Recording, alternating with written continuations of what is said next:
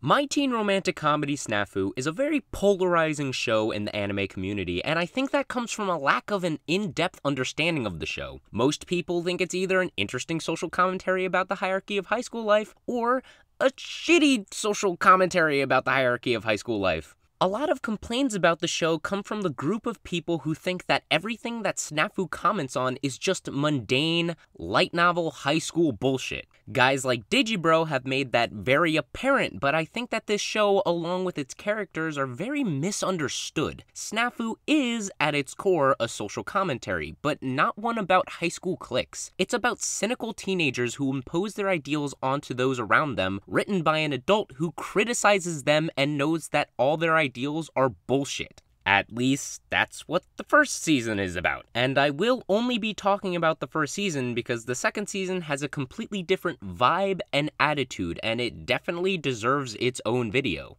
So, the most interesting aspect of SNAFU are the ideals and contradictions of the main character, Hikigaya Hachiman. In the first minute of episode 1, Hikigaya condemns youth as an evil concept because of how it's perceived. Failure is the proof of youth, but if someone failed to make any friends like he did, then people would say that that person didn't utilize their youth to the fullest. He concludes by saying that those who live by this double standard and enjoy youth should die. This is just the thought of a cynical, bitter child who thinks he knows everything about the world, like most teenagers. In the very next scene, his teacher tells him that he should be the one to drop dead and that he's just a brat, because in the eyes of a real adult, he's still just a kid. Hikigaya is an incredibly easy character to relate to, especially if you're a teenager. He's dismissive of the people around him, and when you're in high school, it's easy to see his point of view. Everybody has those moments where they see all the shitheads around them who probably have the personalities and thought process of a toaster oven and think, man, they're all fucking stupid. But not you. You're the exception. While Hikigaya has this perspective, the show makes it a point to show that he's often just wrong about the ideas he presents. When he devises a plan to get the elementary schoolers to stop bullying Surumi, his basis for the plan is to scare them and force them to split themselves up, because when humans are truly scared, all they can think about is saving themselves. When they're about to finish the plan, Surumi ends up stopping them and saving the girls that were mean to her. That fundamentally breaks Hikigaya's argument against the world. He prides himself on being smarter than others, but in this example, he's just wrong about it. The show also explores how his ideologies can be wrong by contrasting them with Yukino's, but hers are almost as stupid as Hikigaya's.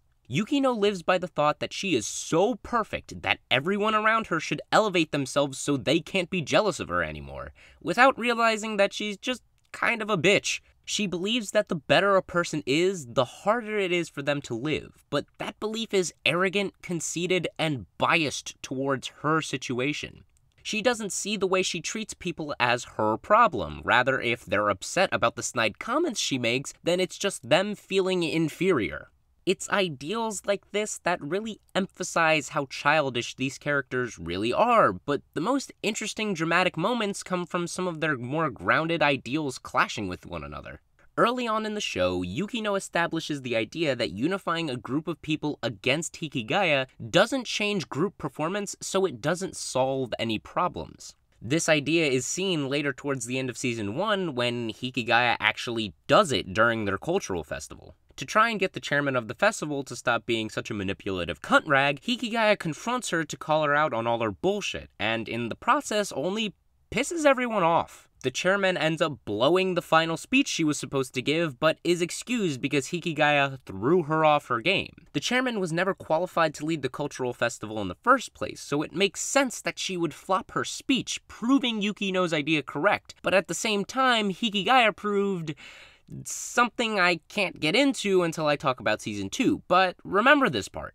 So Hikigaya has a perspective that a lot of teenagers can relate with. I know I could when I was 16, but I think it's even more interesting now that I watch it as an adult. The show constantly makes fun of both Hikigaya and Yukino, and as an adult, there's something you can appreciate about that. There's a scene in episode 9 where Hikigaya says if he got stuck on every little thing about his past, his life would be pretty dark, but he does, and it is. There are constant flashbacks to when he was getting made fun of as a kid that have shaped the way he views the world now. Lines like these almost obviously tell you that the writer is purposely making fun of him and how serious teenagers take themselves. From an adult perspective, it's almost like looking back at yourself and thinking, did I really sound that arrogant? Or did I really take myself that seriously? And watching these characters figure themselves out with their broken ideologies is somewhat nostalgic. It reminds me of a time where I certainly thought like that.